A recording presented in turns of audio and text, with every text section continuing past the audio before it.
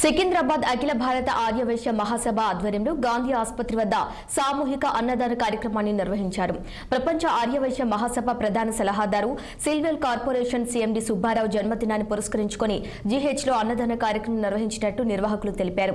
ఈ కార్యక్రమానికి తెలంగాణ రాష్ట్ర ఆర్యవైశ్య కార్పొరేషన్ చైర్పర్సన్ కాల్వ సుజాత హాజరై అన్నదాన కార్యక్రమంలో పాల్గొన్నారు. ఈ సందర్భంగా తెలంగాణ రాష్ట్రంలోనే కాక వివిధ రాష్ట్రాల నుండి గాంధీ ఆసుపత్రికి వచ్చే రోగుల వారి సహాయకులకు అన్నదాన కార్యక్రమం చేపట్టడం సంతోషకరమని అన్నారు. ప్రతి ఏటా సుబ్బారావు జన్మదినాన్ని పురస్కరించుకుని 1000 మందికి అన్నదాన కార్యక్రమాన్ని చేపడుతున్నట్లు వెల్లడించారు.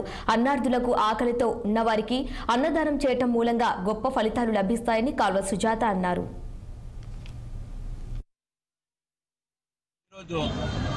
ప్రభుత్వ గాంధీ ఆసుపత్రి వద్ద అన్నదాన కార్యక్రమం చేపట్టాను. మరి ప్రతి సంవత్సరం బండారు సుబ్బారావు గారు మా గ్లోబల్ సలహాదారులు వారి జన్మదినాన్ని పురస్కరించుకుని ప్రతి సంవత్సరం కూడాను ఒక 1000 మంది పైగా ఇక్కడ ఉన్న అన్నార్థులకు భోజనం అందించాలనే ఒక సద్భావనతో ఇక్కడ కార్యక్రమం ఏర్పాటు చేస్తున్నాము. మరి ఈ రోజు ఈ కార్యక్రమానికి మన తెలంగాణ ఆర్యవైశ్య కార్పొరేషన్ చైర్మన్ గారైన కల్వ సుజాత గారు విచ్చేసి వారి కార్యక్రమాన్ని ప్రారంభించారు.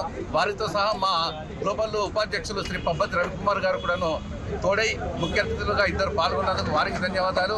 అంతేకాకుండా ఇక్కడికి విచ్చేసిన మా ప్రపంచ ఆర్యవైశ్య మహాసభ సోదరులందరికీ కూడా పేరు పేరున ధన్యవాదాలు.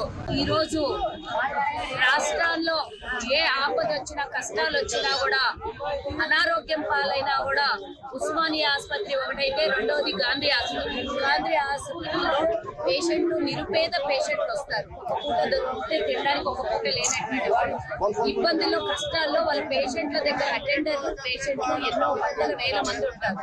వారికి ఒక్క పూట భోజనం పెడితే ఎంత పుణ్యకార్యమో ఆలోచన చేసి ఈ రోజు కౌటిక విఠలన్న గారు అడ్వైజర్ అయినటువంటి కౌటిక విఠలన్న గారు దీనికి ముఖ్య కారణం ఏంటంటే ఈరోజు సిల్వెల్ సుబ్బారావు గారు అంటేనే రాష్ట్రంలో అందరూ వైశ్యులందరూ గుర్తుపడతారు, వైశ్యేతరులు కూడా గుర్తుపడతారు, రాజకీయ నాయకులు కూడా గుర్తుపడతారు.